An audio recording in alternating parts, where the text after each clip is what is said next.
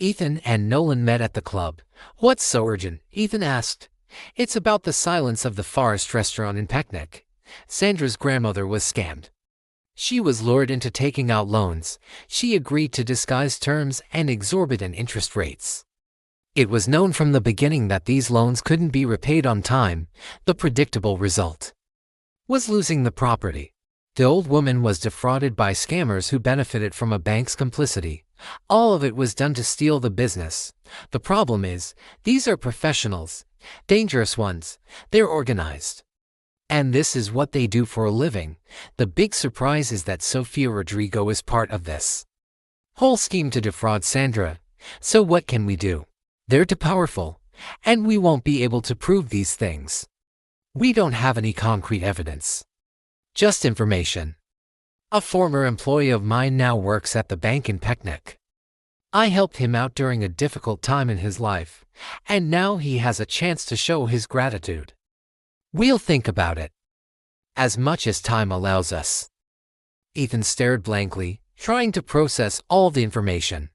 The club was lively, music purred in the background, and flickering lights danced around them. "Ethan, we need a plan," Nolan continued. "We can't risk rushing into this without at least some preparation." "Do you know Sofia Rodrigo?" Ethan asked, his voice betraying curiosity. "I've met her 2 or 3 times." "You've met her too? You were with Ava, if I'm not mistaken," Nolan replied. "But I've heard a lot about her. She's smart, dangerous, vengeful. She has deep connections in these shady circles. She has many such incidents in her history. If she's involved, it means the situation is much more serious than we imagine." Ethan ran his hand through his hair. An expression of frustration and worry crossed his face.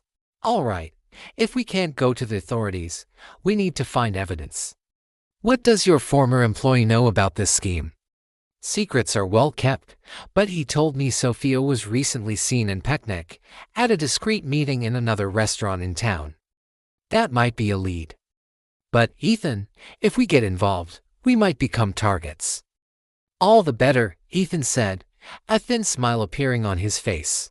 "If they come after us, we'll give them reasons to regret it, but we have to stay one step ahead." Nolan looked at him thoughtfully, hesitating for a few seconds. He didn't understand why Ethan was so confident.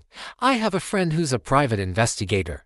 If she agrees, she could help us gather information without stirring things up," Nolan said. Ethan nodded slowly. "So what's our next move?" he asked. "I trust my old employee," Nolan replied. "He can help us get a look at the bank's records without raising suspicion. We'll start there and see what other connections we can uncover." "Perfect, do those things," Ethan responded. "Call me. Don't bother coming all the way here. Get some funds and hire a private security firm." On the first evening, Nolan called to say he had contacted the man at the bank and the private investigator. On the second evening, Nolan announced that the private investigator had not accepted the case. On the third evening, Nolan informed him that his contact at the bank had resigned and would no longer speak to him. An hour after his phone call with Nolan, Ethan parked his car in front of the Silk Empire. A man came out to meet him, and Ethan told him he was looking for Jinhua. The man returned 10 minutes later. Jinhua said to please take a seat and enjoy yourself. She's not in town but has already left to meet you.